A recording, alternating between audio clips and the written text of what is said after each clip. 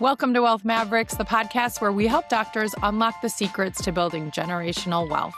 And today, we're sharing 5 ways to get your personal finances under control.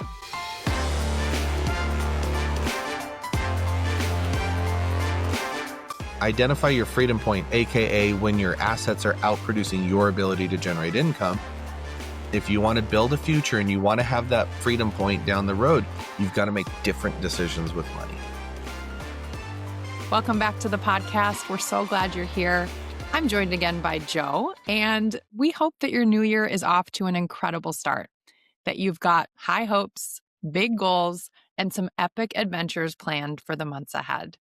Today, we're going to talk about the thing that makes those adventures and that better future you're imagining possible, and that's money and how we handle it in the day-to-day. Because if you aren't intentional with it, even while making a great income, or often especially when making a great income, money has a way of slipping through our fingers without reaching its full potential for building the life and legacy we want to build. And in working with so many members now, I'm pretty surprised by how many will say, oh, we're terrible with money, or I don't know where our money goes. So today we're going to take a step back and share 5 ways to get those personal finances under control.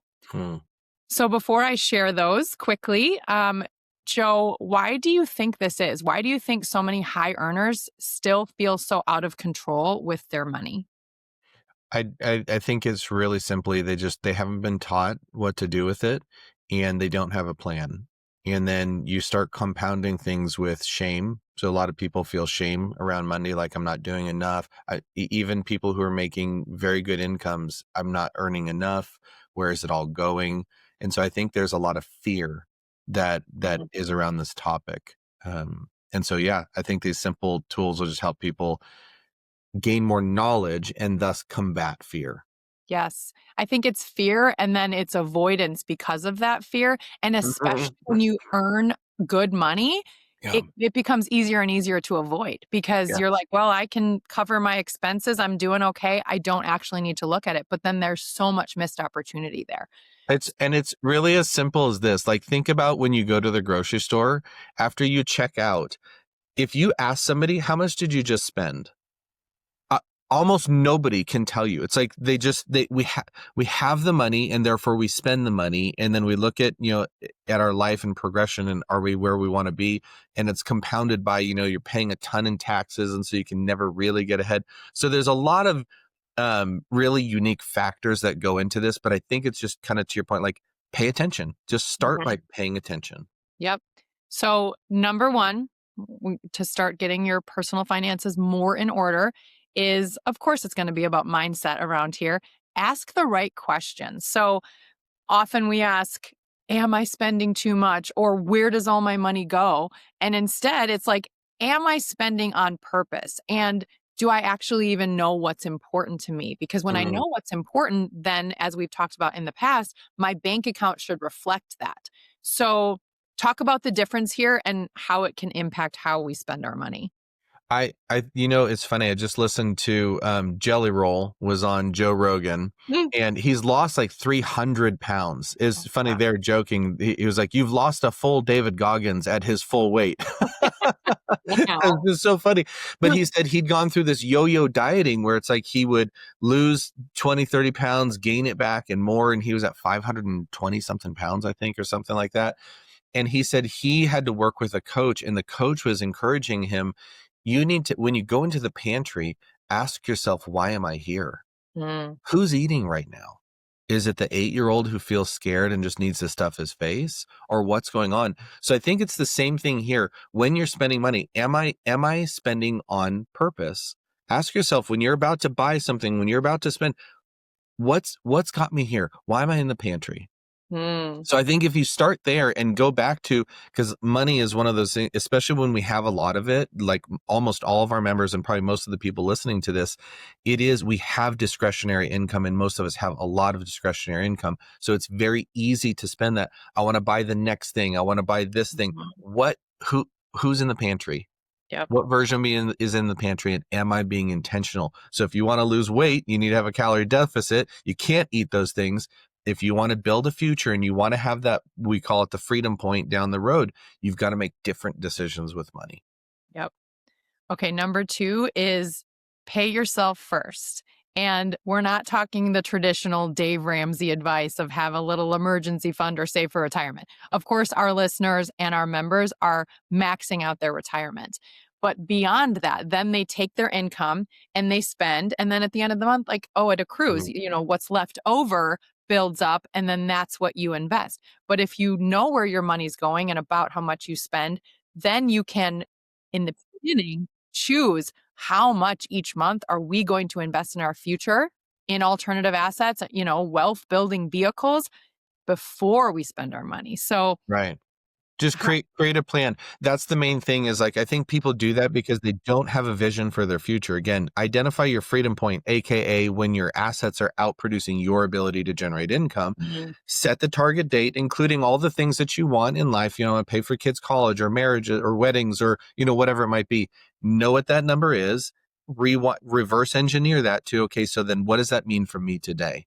Identify that first. That's what we do for our members. Identify that first. Then you actually have a goal that's meaningful. Oh, when I don't spend it over there and instead I do this, it moves me towards my goal. So you got to have the goal, have the plan, fund the plan.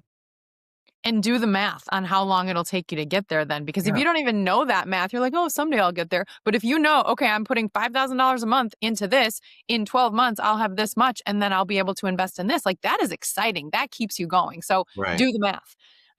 Which leads to number 3, track what's actually happening. Part of our membership is connecting your accounts in a software and then getting reports on your personal spending by category, by month. And in the beginning, when we asked, do you use something like this or how do you track your spending? Most people do not use any software, do not a spreadsheet. They can't even answer simple questions like how much do you spend on bills each month or how much do you spend on groceries each month? They have absolutely no idea. So in order to start reaching some of these other goals, you need to know where you're starting from. Hashtag first wheel problems, right? I mean, it is a great problem to have, to not have to track that, but it doesn't serve you well to not track it.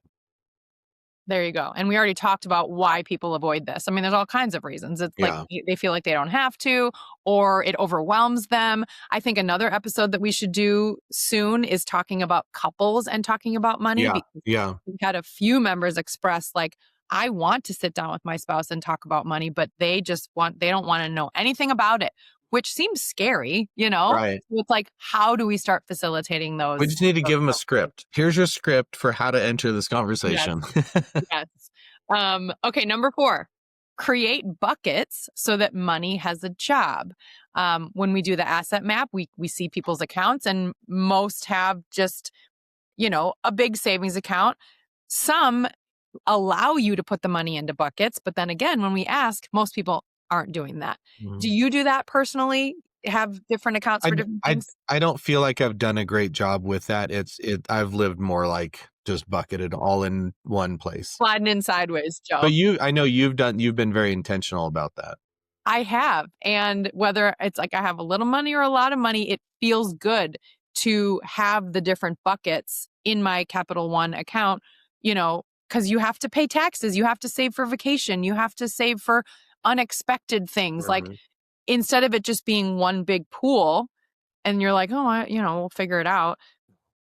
It's exciting, I think. And it's going back to intentionality. Give every dollar a job so that when the time comes, it's just there. We have a lot of members who, even though they have the money, they have a weird guilt about spending money. Yes. Because they're pulling a certain amount, we're pulling $10,000 out of this bucket or the pool, not bucket, the pool, to go on vacations. Like, oh, should we be spending this? Or, oh, I should say no to that. It's like, if you already have it earmarked specifically for that, you can just spend with ease and feel good. So I think giving that money a purpose is important. Well, and that's a lot of people's resistance to the word budget is it is constricting, self included, right? Because I'm a freedom oriented creature.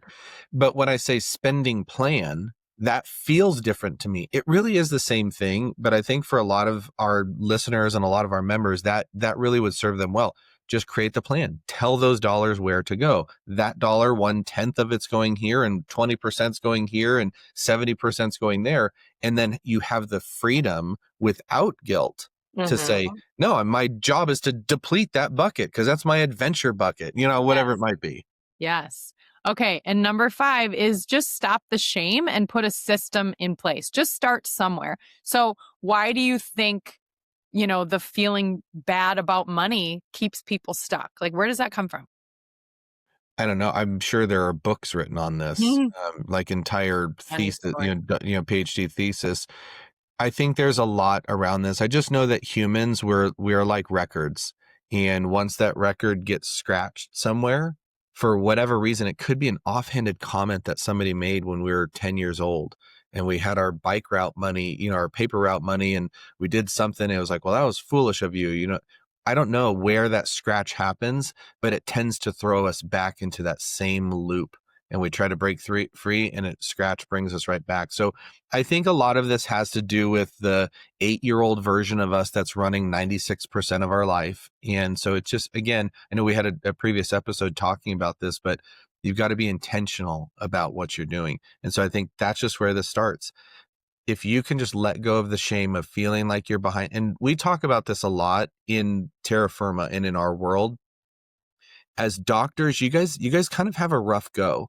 You graduate college and all of your buddies go and get jobs and they start climbing the corporate ladder. You go another 4 years to medical school. Then you go on to specialty, and then you go on to, residency and then specialty training. You could end up a decade behind people, and that behindness can produce shame or guilt around money. And so I think part of your job is blow up the part of the story that's not working for you. Write a different story for yourself. This is some of the work that I've had to do as an entrepreneur. Entrepreneurial life is not easy most of the time. Actually, it's probably 90% sucks and then 10% is awesome. And the awesome does outweigh the 90% that sucks.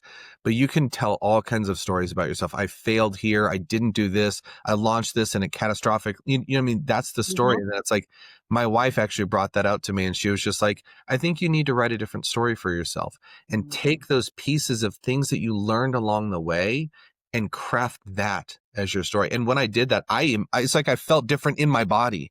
And so I think that's what a listener, if you are feeling shame specifically around money, rewrite your story. And you might need to go talk to somebody about this, like talk to a specialist who can help you with this, but break free from the broken record that's bringing you back to the same track. So I think what we want the message to be, as we often want it to be, is if you feel this way, you are so far from alone. You might think, I need to have it all together. I should have it all together, but you don't. And a lot of people don't. But there are simple steps you can take. And you are a high earner, but it's not always about making more or how much you make. It's what you do with the money that you have. And, we're here to help on this podcast, in our membership. So if you can even take one of these steps in the new year, you'll be further ahead than you were. So we hope you found value. We're so glad you joined us. Share with your friends. Give us a ring this year if we're still not working together. We're just so glad you're here. Thank you for listening. And until next time, go be a wealth maverick.